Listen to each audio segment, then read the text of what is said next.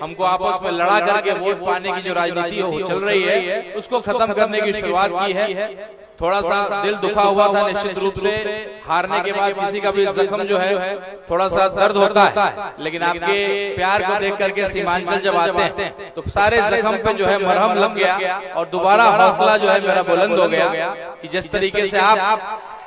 एक एक मेरे यहाँ भाई, मेरे गार्जियन, मेरे चचा, मेरी माताएं, मेरी बहनें, हर एक व्यक्ति ने एक ही बात बोला कि हौसला रखिए, आने वाला वक्त आपका है। और ये मुझे पूरा विश्वास निश्चित रूप से जब सीमांचल में हम लोगों ने एक शुरुआत किया था, जब बैरिस्टर असदुद्दीन ओवैसी साहब ने, अख्तर उल ईमान साहब ने जब सीमांचल में इसकी शुरुआत की थी, एक बीज लगाया था, निश्चित रूप से सीमांचल में वो एक मजबूत पेड़ बन करके आज 5 विधायक हम लोग जीत करके आए हैं। तो पेड़ निश्चित रूप से यहाँ बल लग गया है, मजबूत हो गया। लेकिन बाकी इलाकों में अभी हम लोगों ने बीज लगाने का काम किया है। विश्वास है कि वो भी आएगा कि वो बीज पेड़ बनेगा और एक मजबूत में आपने एक पेड़ बनाया है, वो एक पेड़ वहां भी बहुत मजबूत पूरे बिहार में इंशाअल्लाह खड़ा होगा और पूरे बिहार को छांव देने का काम करेगा, पूरे बिहार को उसके लिए सेवा करने का काम करेगा। राजनीति जो है पैसा कमाने का धंधा जो बना हुआ है, सेवा का काम कम हो गया है और आपस कैसे कमीशन कमाएं ठेकेदारों से, कैसे बाकी चीजें करें। तो सीमांचल में हमारे नेता अख्तर उल ईमान साहब लंबे समय से कर रहे हैं और पूरा देश, मैं यहाँ की आवाम को तहे दिल से शुक्रिया अदा करना चाहता हूँ, क्योंकि जब ढाका की भी कोई मुसीबत,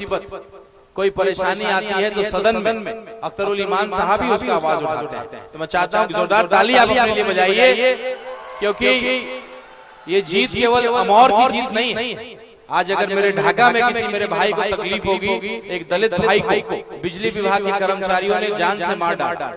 वो गया बेचारा उनके दरवाजे पे बिजली विभाग का कर्मचारी, और उसने कहा कि आपका 1 लाख का बिल है। उस गरीब ने कहा कि सर 4000 का बिल है, मैं भर दूंगा, अभी बेटी की शादी की है, पैसा नहीं। लेकिन वो बिजली दलित वहीं मर गया। लेकिन जब इस मुद्दे की कोई नहीं था, इकलौते हमारे विधायक अख्तर उल ईमान साहब थे, उन्होंने सदन में सवाल भी उठाया की बात करते हैं आप शिवहर और ढाका की बात क्यों कर रहे हैं। तो ये सलाम करता हूँ, शुक्रिया अदा करता हूँ कि अगर ढाका में शिवहर संसदीय क्षेत्र में भी कोई मसला होगा, मेरे किसी गरीब भाई, किसी दलित भाई, किसी भी मेरे भाई के ऊपर तकलीफ होगा तो आवाज उठाने का काम अख्तर उल ईमान ही को विश्वास कि अगर किसी मजलूम के ऊपर अन्याय होगा तो उसकी